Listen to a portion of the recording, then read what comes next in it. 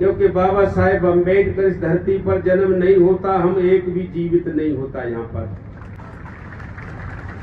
ये जो कुछ भी है वो बाबा साहेब अम्बेडकर का है। बाबा साहेब अम्बेडकर के अलावा कुछ नहीं है। शून्य।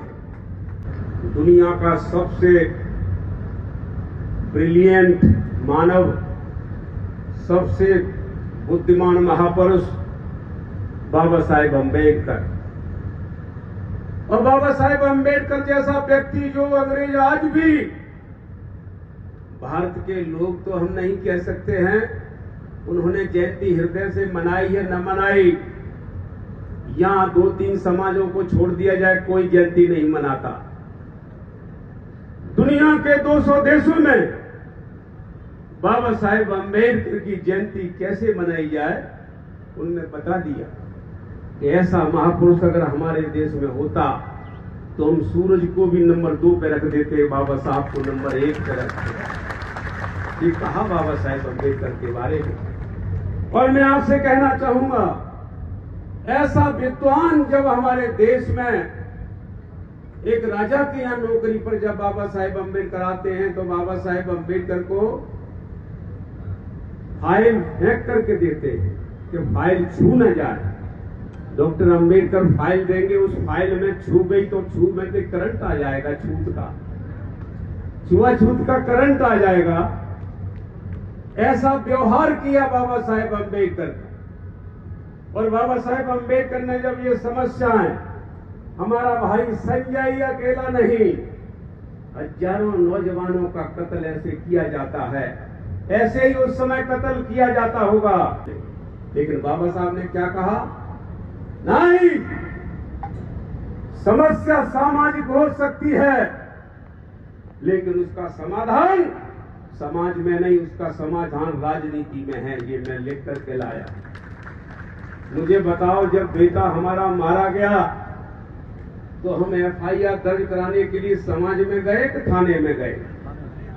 तो बाबा साहेब अम्बेडकर ने कहा सामाजिक समस्या जरूर है लेकिन उसका समाधान राजनीति में है, इसलिए राजनीति को कभी भूलना नहीं। बाबा साहेब अम्बेडकर कहते हैं, और यही नहीं, मैं आपसे कहना चाहता हूं, जब बाबा साहेब काका बोले कि हम लोगों की हैसियत क्या है, कुछ आगे सामने वाले भी बोले कि इनकी हैसियत क्या है, इनको तो समाज में ही निपटना चाहिए, समाज में ही पंचायत हो जाए।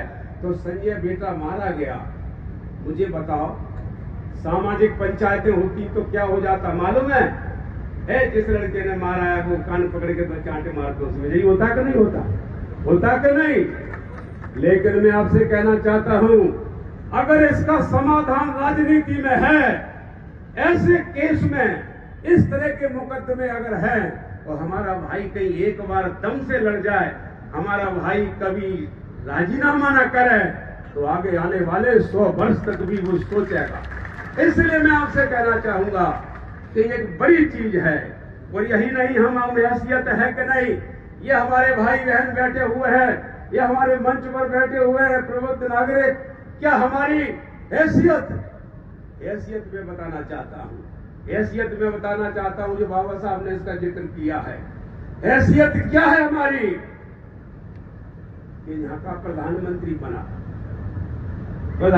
बना भारत का, कई राष्ट्रपति बने, मुख्यमंत्री बने, राज्यपाल बने, मंत्री बने, MLA MP बने। मैं आपसे कहना चाहता हूं, क्या मुख्यमंत्री या प्रधानमंत्री जो बना हो, प्रधानमंत्री जो बना हो, बस वो जनरल कास्ट से रिश्ता रखता हो? क्या प्रधानमंत्री बना है?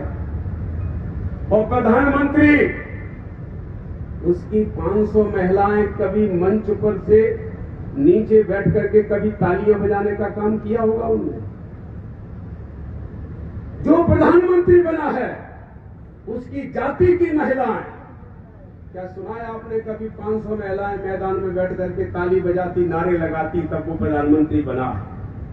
हमारी महिलाएं, हमारे पुरुष, हमारे बुजुर्ग इस टाट पर बैठ करके तालियां बजाते हैं और प्रधानमंत्री दूसरा बनता है। हमारी महिलाएं अगर ये तालियां ना बजाती, हमारी महिलाएं नारे ना लगाती, हमारी महिलाएं लाइन लगा करके वोट न डालती, तो क्या ये प्रधानमंत्री मुख्यमंत्री बन जाते हैं क्या? मुझे बताइए। हैसियत है हमारी हैसियत है। हम भी तुम्हें प्रधानमंत्री बनाते हैं, हम भी तुम्हें मुख्यमंत्री बनाते हैं, ये हैसियत है हमारी। लेकिन इसमें थोड़ी सी अगर बदलाव कर ले, हमारी हैसियत है हम मुख्यमंत्री बनाते हैं, हम प्रधानमंत्री बनाते हैं, हम एमएलए एमपी बनाते हैं कि नहीं? हम बनाते हैं। बस इसमें इतना सीख जाएं कि जब हम बनाना जानते हैं तो कुर्सी से उतारना भी जानते हैं।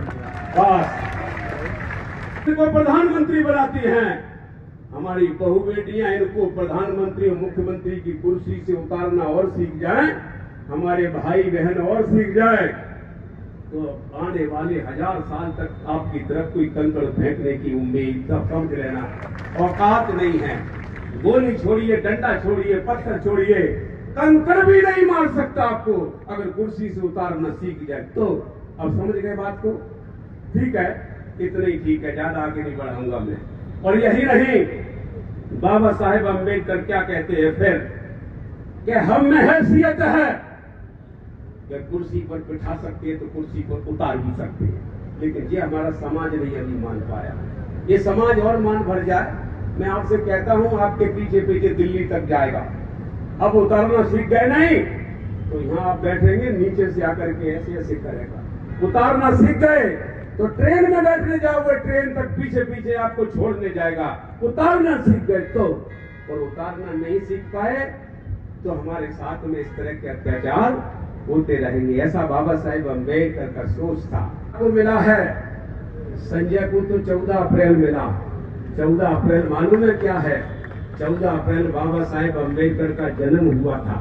और बाबा साहेब अम्बेडकर के जन्म के दिन आज ठीक है, कोई सोचा ना समझे, लेकिन आने वाले समय में उनके माता पिता से भी मैं कहना चाहता हूं और आप सभी भाइयों से कहना चाहता हूं, ये दिन कभी भुलाना मत, ये दिन कभी मत भुलाना।